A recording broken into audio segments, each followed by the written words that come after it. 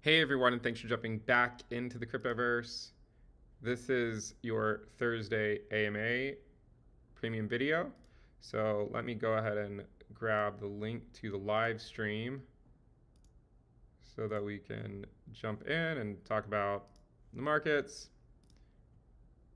Okay, I think I got it. So let me just post that in the Telegram channel. So feel free to ask any questions that you might have, and we'll go for 30 to 45 minutes and go through as many things as we can. While people do trickle in, just to provide an update on the markets, Bitcoin is now just below that $19,000 level, so it has rallied back up to its bull market support band.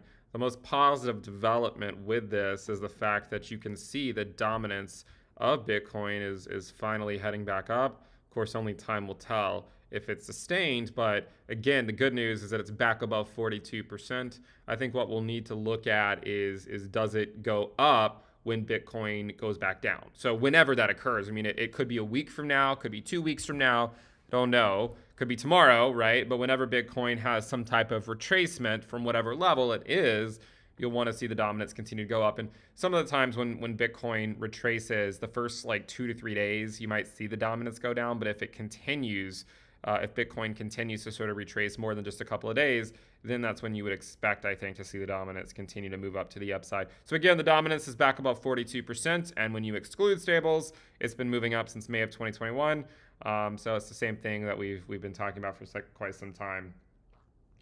And I will try to get through as many questions as I can. So let me go ahead and start asking or answering those.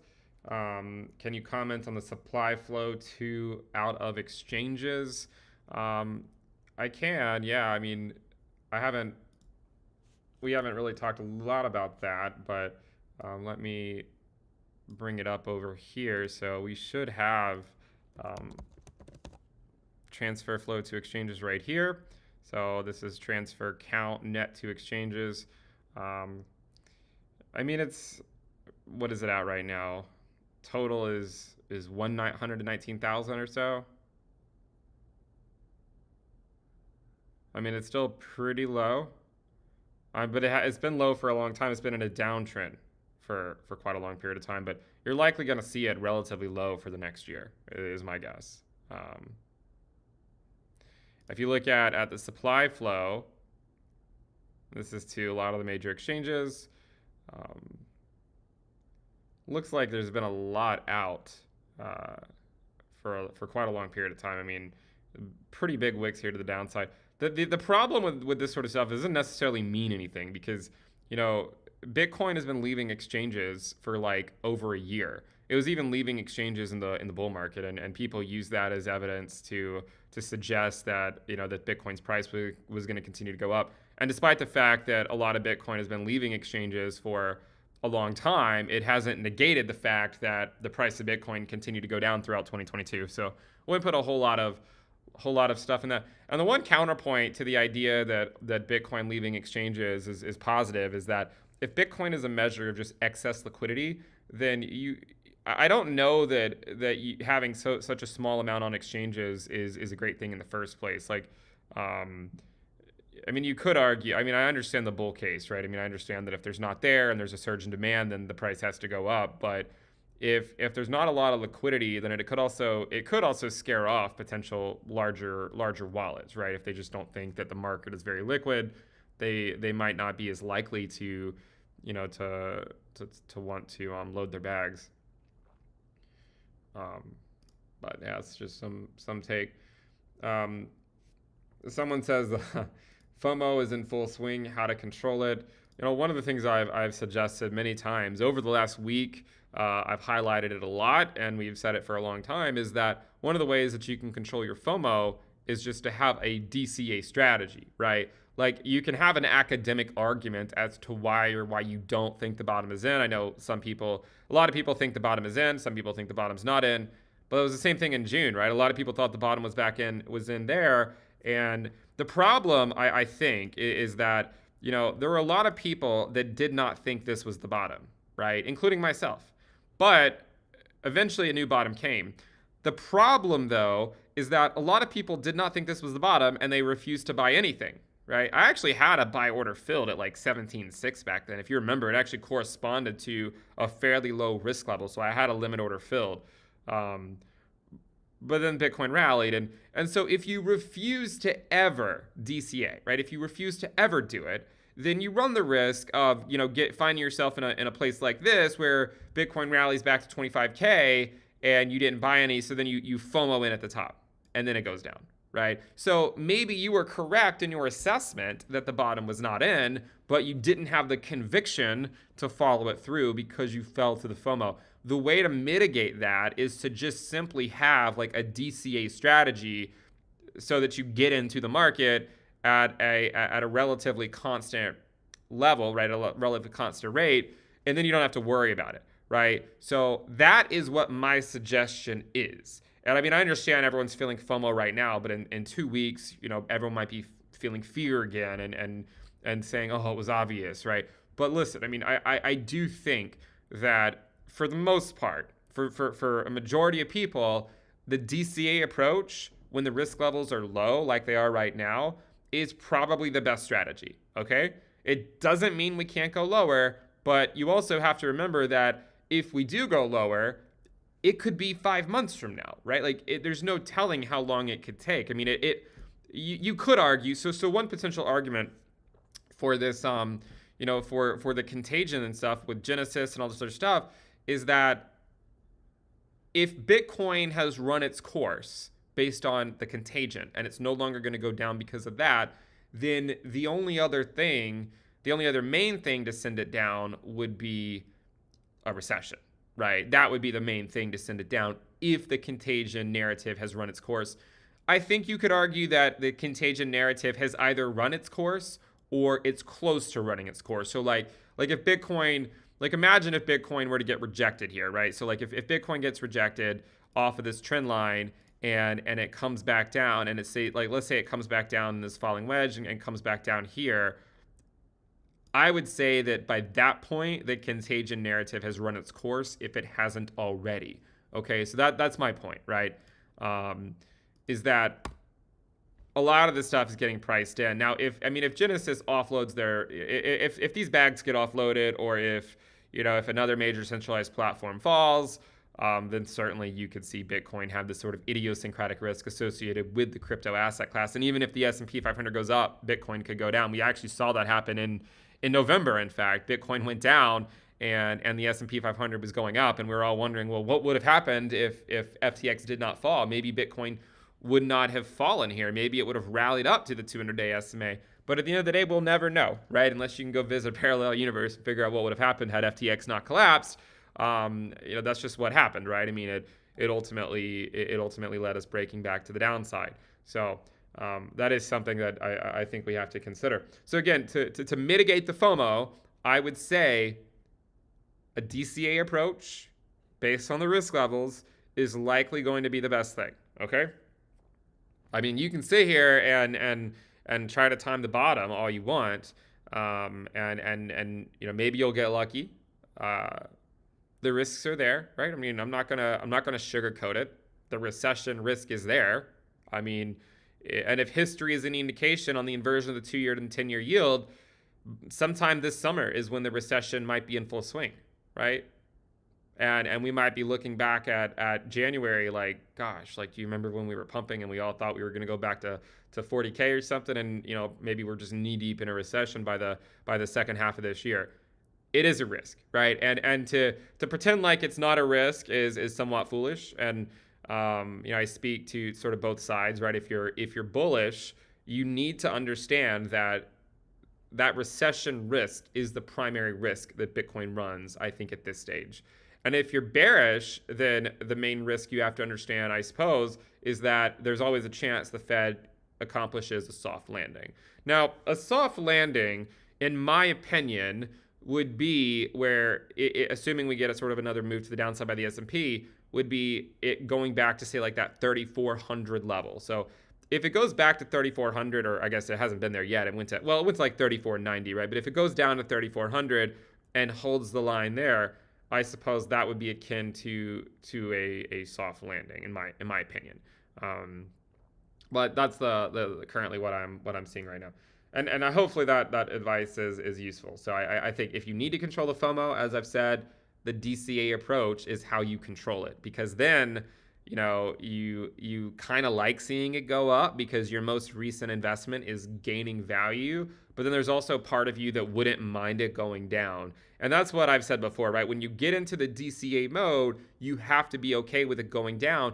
And it's almost better for you to hope that it goes down, right? Even if you're a bull, right? Even if you're a bull, that's how that's how I've gotten through many of the accumulation phases with Bitcoin. Even if you're a bull, if you buy, hope that it goes down in the short term, because I think we see the long-term bull case for Bitcoin, out in 2024, 2025, that sort of time frame. Like the time frame is there, or the bull case I think is there. So in the short term, if you're DCAing, I think you should hope that you see pullbacks in the price, right? Because eventually the price should head much higher, right? But again, we still need to get the macro headwinds of the recession out of the way. And I think too, with regards to a potential recession, we have to be somewhat, aware that it could take a while, right? It could take a while to play out, and it could take until the second quarter, the third quarter, the fourth quarter. It could even take till 2024 for all we know. Again, the inversion of the 2-year and the 10-year, it tends to mean a recession's coming within 12 to 18 months. Sometimes I think a little bit sooner, but it inverted in July of 2022. So a year from then is this coming summer. 18 months from then would be, by the end of this year or early 2024. That's why I've said before, I think a recession will hit by the earliest, early 2024, but I think it'll actually be here in 2023. If you're in the DCA camp, is there a risk level you would recommend stopping at? Last cycle, it was 0.5 for me. This cycle, it's going to be no higher than 0.4. It might even be lower, right? It might even be lower. But I think up to 0.4 is relatively okay, as long as you have a 2 to 3 year time horizon. And I think also just having limit orders set can be helpful, because whenever there are pullbacks, it just allows you to pick some up. Michael asks, Tesla's not participating in the run-up. Is it showing relative weakness? They asked, is it a valid short opportunity?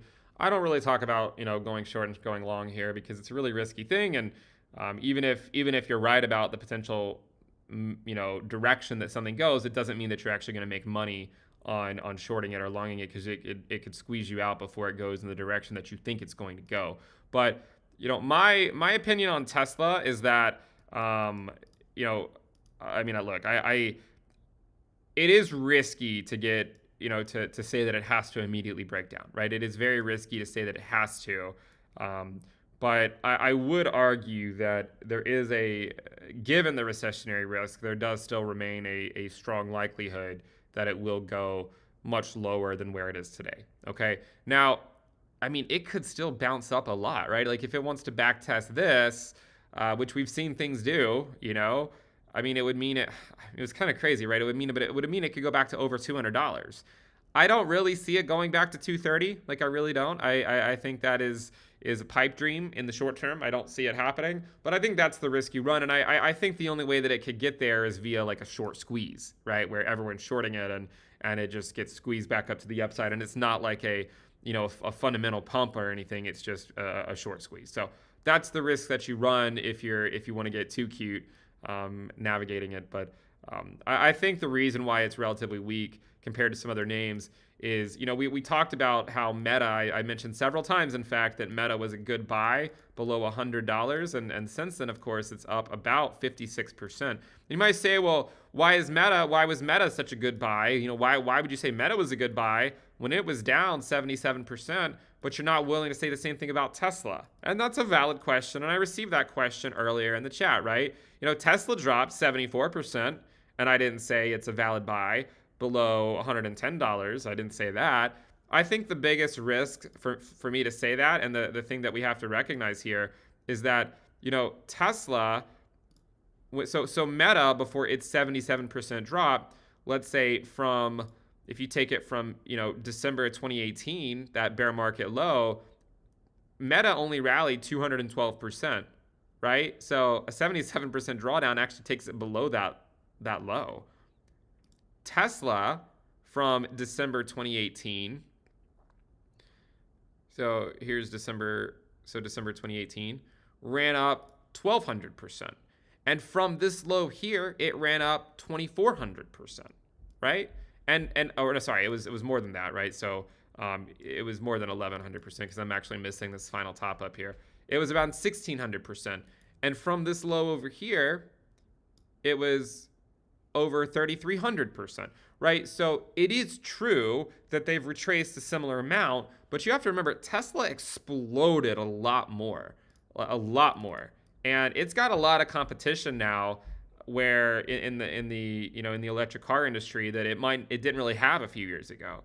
And so I say this as someone who was very bullish on Tesla back in 2019, 2020. I had a position back then. I talked about it some. I did get somewhat bearish on it, honestly. As we made this run up, I certainly was not expecting it to go up to $400, right?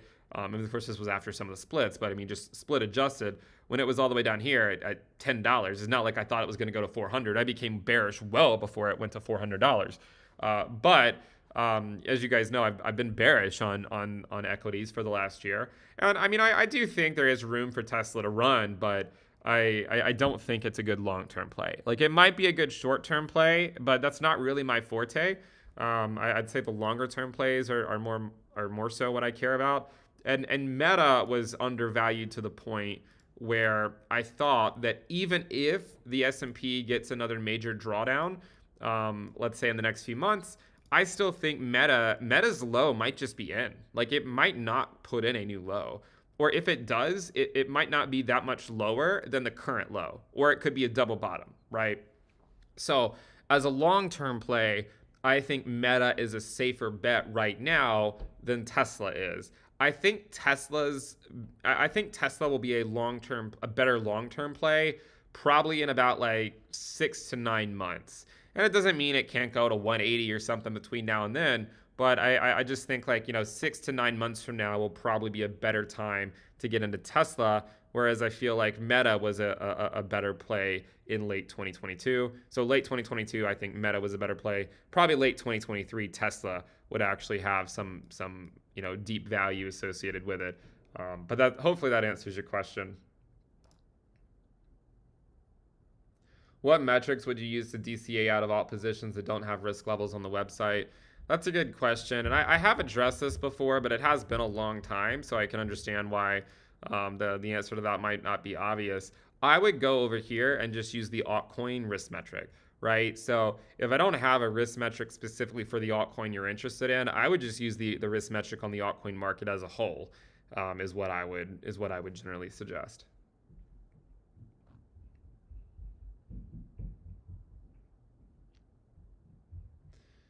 Okay, let me go over to YouTube.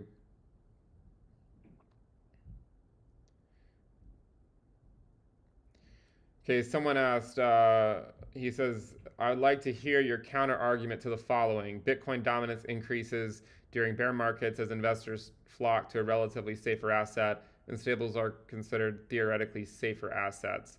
I think you hit the nail on the head. I think that's the reason why the dominance, including stables, hasn't gone up as nearly as much as I thought it would, right? So that was why I sort of pivoted to talking a lot more about the dominance not including stables, because that's probably a better representation, right, of what's actually occurring. So I think you're right. I think the reason that the dominance including stables remains so low is because people are flocking to the safety of the stablecoin market, or the relative safety of the stablecoin market compared to risk assets like Bitcoin. And that's why we have both metrics that we follow, right, including stablecoins and excluding stablecoins. Why do I like Fidelity over Vanguard for index funds?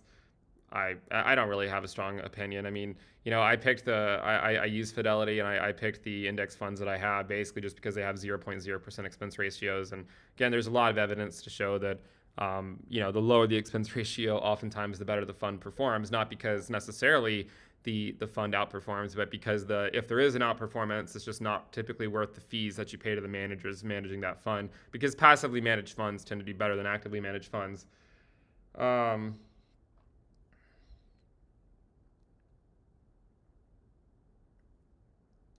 Are you personally DCAing right now? Right now, as I've said, like I've gotten some Bitcoin at the various risk levels when we go down, right? So that's basically what I've done. I'm not like buying Bitcoin every 3 days or something, but when we went down, if you remember back in the summer, we went from like 0.2 risk down to 0.1 risk, and I bought at those risk levels, and then I reset those buys so that when we went down again, I sort of rebought again, and it's because I'm picking some up occasionally that my cash position hasn't really changed, right? Like my percentage of cash has just been between 60 to 65% for months, right? It's because the buys are sort of offsetting the buys are sort of offsetting what percentage of cash I would have. So I did actually have 65% cash, but I think it's actually gone down a little bit because of the rally by Bitcoin. Because Bitcoin has been relatively weak for a while, it hasn't really changed that much because a lot of times it was altcoins pumping. But now that Bitcoin's actually pumping, my cash percentage has actually dropped some. From 65, it might be at like 62 or 63% right now, but it has dropped some, mainly because Bitcoin's been finally showing some strength. Do you think the halving affects the price, or is it already priced in? We always have this discussion every time we go into a halving, and I think there's elements of both. Okay, so I think that the halving, of course people price it in before it gets there, but it also brings a lot of new people into the space because the narratives will hit the mainstream and everyone will be talking about it. I do think the halving has positive effect on the price. Okay, we've had 3 halvings. Every halving, the price went up after it. It also went up before it too. So you could say the answer is yes to both, right? I mean, it gets priced in beforehand as people buy it, and then after it leads into a new bull market for other reasons that, like whether, last cycle it was NFTs and institutions buying Bitcoin and all these other things, right? So I think the answer can be yes to both. It does get priced in ahead of time, but then you can also have a bull market after it. Okay, so that's my general answer to that question. I hope it makes sense. Once the bear market is over, do you think some asset classes will start to recover before others? I do think crypto will recover pretty quickly, honestly, because crypto gets sold off a lot. So I do think you could see crypto recovering quicker than equities.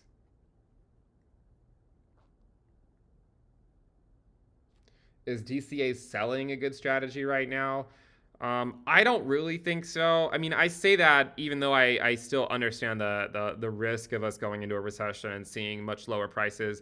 But I mean, it's hard for me to get on board selling Bitcoin at these low risk levels, even though we know we could go lower. Like I said the same thing in the summer, right? I mean, even in the summer when Bitcoin was at like 21K, I remember people asking me, should they sell Bitcoin in here? And I was just like, yeah, probably not, right? I mean, even if we go lower, is it worth the risk? And we did go lower, and I'd still say it probably wasn't worth taking that risk. So you'll have to figure out what makes the most sense for you. I'm not personally going to sell Bitcoin at these levels, but it doesn't mean you shouldn't. But it's just my strategy, right? My strategy is just to slowly pick it up throughout the accumulation phase, the tail end of the bear market, the accumulation phase. And then just wait, right? Not to get too fancy selling. The only way that I think I would sell is if we go, if we go to like 0.5 risk or something, then maybe then I would, right? But at relatively low risk levels, I don't really think it makes a whole lot of sense. Knowing that some altcoins will reach a new all-time high, some will be a relic of a past cycle, and some haven't even seen a bull market, how would you pick your alts when that time eventually comes? You always have to be aware of what are the new altcoins coming into the space. So, those you can't really talk about until they actually come. In terms of new altcoin, or in terms of other altcoins, you can always look to the ones that have done well. ADA put in a new all-time high. There's some others that did as well. BNB. I am somewhat skeptical of that because of the exchange FUD. It probably, I think there's a good chance it'll survive, but you never know. It might not. And so I don't know if it's worth the risk at this point. I do think Litecoin will continue to show relative outperformance. We've talked about that for a while. The USD valuation is obviously going to be dependent on the overall market risk, but I still contend that it will likely outperform, it probably will outperform most of the altcoins for the first 2 quarters of this year. So I will stand by that prediction.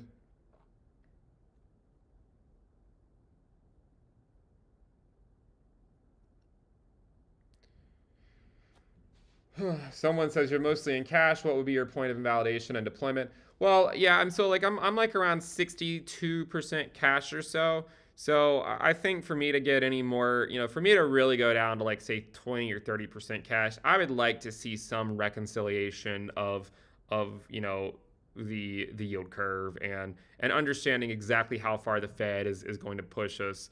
Because the problem is if you just throw in the towel and just say, well, we're just immediately going to go to new all-time highs, you're still going to have to sit here and watch the Fed raise interest rates, and you're going to sit here and have to see if the unemployment rate goes up. And if the unemployment rate goes up and we get pushed into a recession, then you run the risk of risk assets selling off once again. So that's what I'm looking at.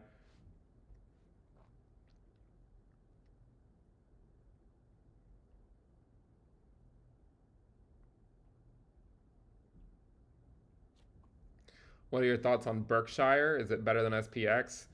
I mean, I don't. I would just stick with the major index. Honestly, the S&P 500 is one of the best things I think that you can, one of the best indices to get into. So I would probably say that's better. But I don't really have a strong opinion on that. So I'm just sort of winging it, to be completely honest. I don't really have a super strong opinion, but I would say my gut would just say the S&P. If Bitcoin dominance goes back above 50%, can we draw a house? Maybe. Do you think that Ethereum being locked up in the Beacon chain has propped up the price, which would keep the Bitcoin dominance down? I think that's a strong likelihood that. And listen, I don't mind admitting, when I've been wrong about things, and there's no secret, right, that the Ethereum Bitcoin valuation has held up much better than I thought it would. I still am very, very stubborn. As you guys know, until the dominance goes up in Bitcoin, I can't bring myself to get into the altcoin market. Okay, and I would argue it like this, right? I would say it like this. Okay, just because I miss out on opportunities in the altcoin market, it doesn't mean I'm losing money, right? It just means I'm not making as much money, right? And as I've said before, I personally am in wealth preservation mode, right? That's the mode that I'm in. That doesn't mean it has to be the mode that you're in, right? You might be more risky than me, and I know a lot of people have been buying altcoins all year, right? There are a lot of people buying altcoins back in June and July, and a lot of those people got wrecked, right? When the altcoins dropped and put in new lows, some of those people didn't get wrecked because they got out before they went to new lows, and I applaud the people that can make those short-term moves. For me personally, I'm not that interested in the altcoin market at this stage because I think that they're going to bleed against Bitcoin. Even if their USD valuations go up, I think they're more likely to bleed against Bitcoin because I think Bitcoin's dominance will continue to go higher. Actually, Bitcoin, I believe, just popped above 19K. It did. So I still think that the dominance of Bitcoin is poised to go higher. And if I think that, then why would I put a lot of money in the altcoin market? Because I'm taking on more risk. And the main risk with the altcoin market right now, too, is what happens if the SEC comes out and says they're all securities? With Bitcoin, you don't have to worry about that, right? Like Bitcoin is not a security. Well, at least we hope it's not. They said it's not. If they make it a security, that would probably be one of the biggest mistakes. But I don't think Bitcoin's a security. And there's a good chance Ethereum's not a security. But I would say it's much more likely that Bitcoin is the one that is not. And Bitcoin does not have the same risk that the altcoin market has right now, right? And this is not just from regulation FUD. It's also just a cyclical thing, right? Altcoins usually don't bottom until 6 to 8 months or so after Bitcoin USD bottoms, right? So even if you think that the bottom is in, which again, like there is some evidence if there weren't, especially like if we were in a vacuum and we had no recession worries, then I would probably be more likely to say the bottom's in. The reason why I'm skeptical to say it is because there still is a potential recession, okay? And that I'm gonna have to stick with that, even if it doesn't happen, right? Even if a recession doesn't happen, given all the indicators that we have saying that it will happen, who am I to ignore them? So the altcoin market, it's a lot riskier than Bitcoin right now. Okay, so even if you think the bottom is in, I would still argue that Bitcoin is by far a much better play until you see the dominance above 50% at least. I think the dominance will go well above 50% in the early stages of the next bull market, but I don't think it's going to get, I don't think it'll hit like 60% or something until probably like 2024. Okay, but I think it can get to 50% this year. I really do. And so if you think the bottom is in, even if you think the bottom is in, I would still mostly stick with Bitcoin. If you are convinced the bottom is in, then I could understand. Picking up some ETH, right? So if you're absolutely convinced that the bottom is in, I could understand picking up some Ethereum. The biggest counterpoint, I think, to Ethereum, and I have to say it, right? I mean, I understand I've made a lot of enemies over the last year by being bearish on Ethereum.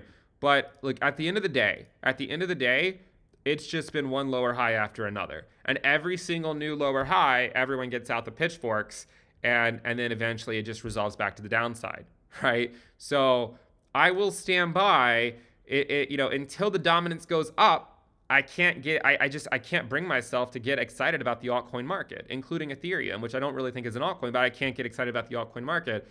And how does the dominance go up? Because it hasn't been going up in a sustained way in a long time.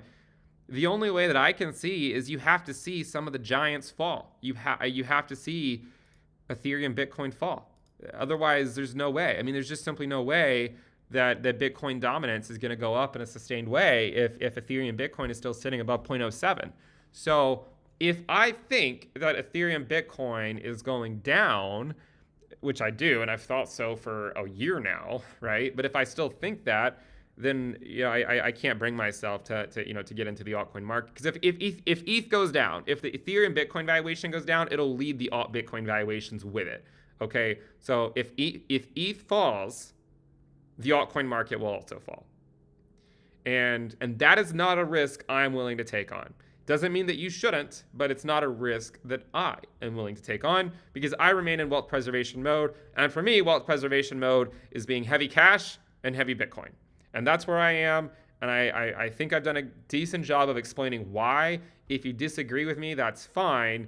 But just remember, if you want to take on more risk, you are more than welcome to do so. Just understand I'm in wealth preservation mode, and heavy Bitcoin, heavy cash is, I think, the way to go.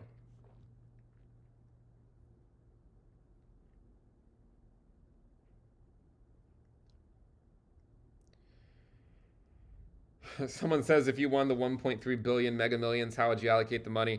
I mean, that's a very theoretical question, right? But if you came into a large sum of money, I think you'd probably put, a small amount into the market and maybe wait a few months and just slowly get into the market over the next 2 years is what I would probably do. Maybe not 2 years, maybe 12 months or 12 to 18 months. It's probably what you'd want to do.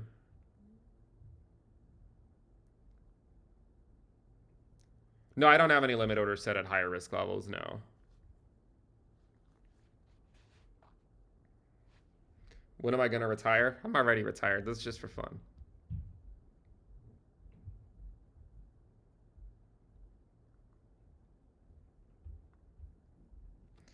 Bob Lucas just posted a video saying he just bought Bitcoin at 17. I was planning to wait a few months before buying, but now I'm very conflicted. Again, I mean, I think the DCA approach is gonna be the best approach for most people.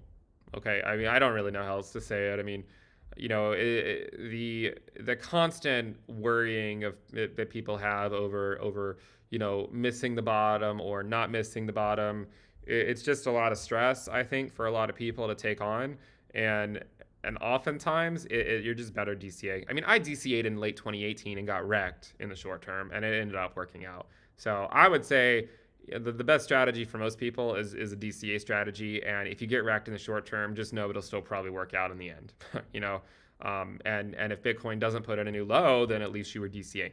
Again, I will say it again. The best strategy for most people, and the strategy that I have basically always done, is is a DCA strategy based on the risk levels. So, if you're looking for anything else from me, I'm not going to give it to you. I think that is the best strategy. If you want me to unilaterally declare that the bottom is in, I'm going to have to disappoint you because I'm not going to do it. I think that to do so would be somewhat foolish, even if it isn't. Okay. And it's not, crypto is not about whether the bottom is in or not. It's just about trying to get as close as you can to it. Because most people won't buy the bottom anyways. And even if Bitcoin capitulates to 13K tomorrow, it could be back up to 15K by lunchtime, and there's still going to be a lot of people that wouldn't have bought the bottom. And then we'll be going through this whole discussion again, just like we had through the summer, right? So in the summer, I was much more stingent on it, right? Like I was, people were, really pressuring me on the bottom. And I said I didn't think this was the bottom, right? I said I don't think this is the bottom. I think it will be either the next one or the one after that. That is what I said back then. I said I don't think this is the bottom, right? And then I had to spend 4 months, worrying if my statement was true or not, because I know a lot of people were going to feel like they were missing out. And now, I'm not going to go through that same type of thing, which is why I'm just saying I think the best strategy for most people is to DCA according to the risk levels and then just simply wait is what I would suggest. That's what I think is the best strategy. And if the bottom is not in because we go into a recession, that is the risk you run. And we'll follow it every step of the way. I mean, we have the indicators to follow it. The indicators suggesting that a recession is coming are there, especially the inversion of the yield curve, right? I mean, it usually means a recession comes. And if it doesn't, this will be like the first time. Okay? So this is what I'm looking at. We also, by the way, have this recession probability, the smooth recession probability. I think it's a great indicator. We're gonna add another one really soon that I think is also gonna be a good one for trying to call recessions when they occur and not when they're declared. Because it takes a while for them to actually be declared. This one tells you more or less when they occur to a pretty good, level of accuracy, especially if it goes above, say, 10, 20%. Right now, the probability on a recession as of November was only about 1%. But it is going up, right? And it's higher than it has been, really since 2020 when we actually had a recession, right? It's moving up. So we need to follow that. If that goes up, if that continues to go up, we run the risk of a recession. It becomes a more and more likely event, and if that happens, then risk assets could absolutely get crushed. Okay, that is a risk we run.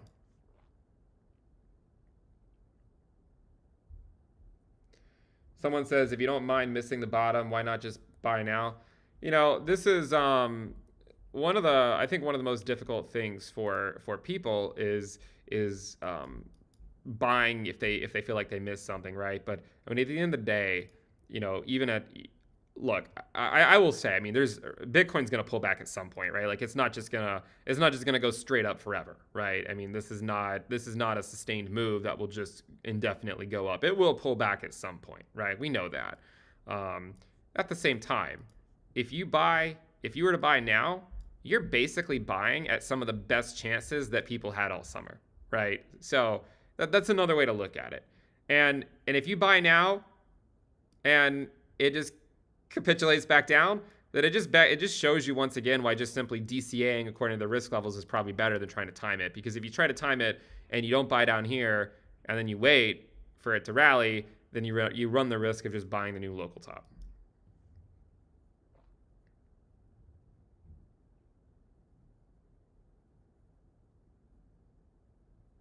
Yeah, with regards to the whole Bob Lucas, I do think he's a respectable person. I think he's got good outlook on the market, and so that would be all the more reason to to follow some type of DCA strategy, right? He's got experience in the markets, more than I do probably. I don't know for sure, but I think he's got a lot more experience than me. So it's an opinion worth considering for sure. I do think it's worthwhile to consider multiple opinions, and I think where he's coming from is he's basically saying that I guess he's saying we won't. I'm assuming he's thinking we won't have a recession, right? So if that's the case, then yeah, I think it's worthwhile to be hedged, and that's why I think a DCA strategy is probably going to be a good way to go for most people. Where do you see the next bull run topping out at? I think what we'll need to do is we'll need to wait on that, because the only way to really I think the best way to understand that is to know where the bottom is. And I know that there's a chance that 15.4 is the bottom. I understand that. And I think the only way that it is the bottom is if we don't get a recession. If we don't get a recession, then it might be the bottom. But if we spend too much time contemplating where we're going to go based on that, and then we get a new low, then it completely wipes out those predictions. So I think you have to sort of wait closer to the halving, I think, to really put out a prediction that would make sense. And to be completely honest, predictions aren't really worth that much. Okay, I mean, everyone's got a prediction, and they're usually all over the place, and most of them don't come true. So I'd probably do away with this idea that the predictions are going to be worth a lot, because if you think back to 2021, most predictions that everyone made were completely wrong. So.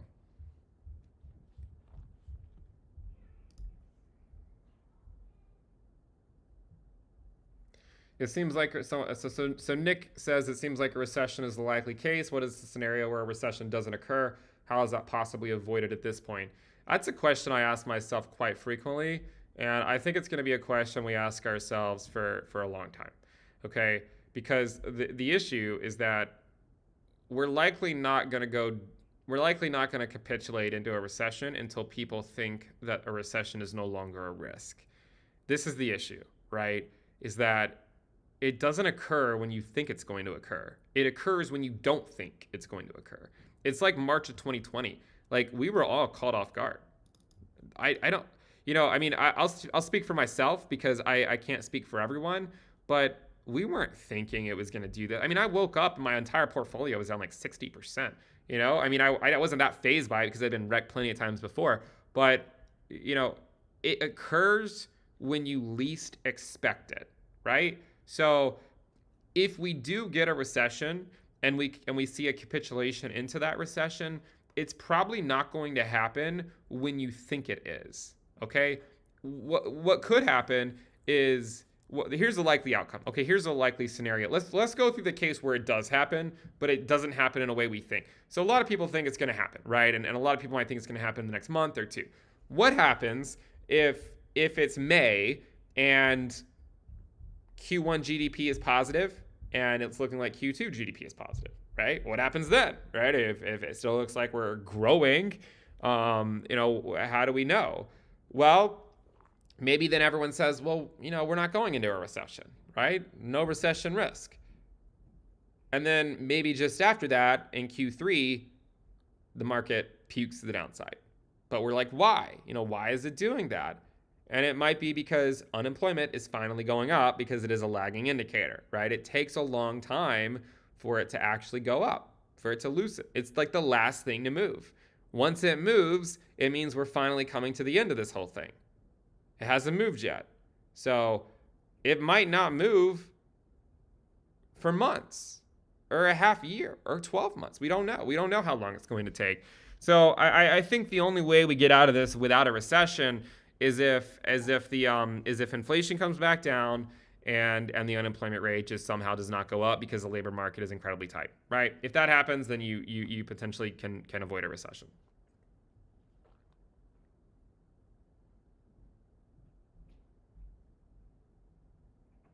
All right, guys, I think we're going to wrap it up there. We've been going for about 43 minutes, and I'm not really seeing a whole lot of other questions. Sorry, maybe there's another question.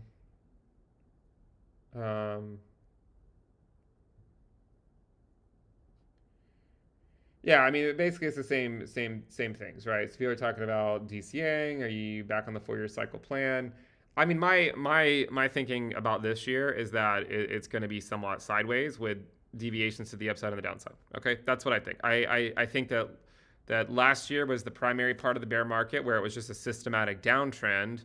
Now I think it's going to mostly be sideways with some deviations in both directions. So I don't think it's just going to be a systematic downtrend like for an entire year, but it doesn't mean you can't go lower. It doesn't mean you can't go higher. So again, for me, this year, choppy year at best, and with deviations in both directions. Both 2015 and 2019 had downside wicks. Okay, and so far this time we have not gone below the yearly open. Probably we will at some point, but it could be a while before that actually occurs. All right, guys, I think we're going to wrap it up there. Thank you guys for tuning in. Again, hopefully this was useful, and I will see you guys next time.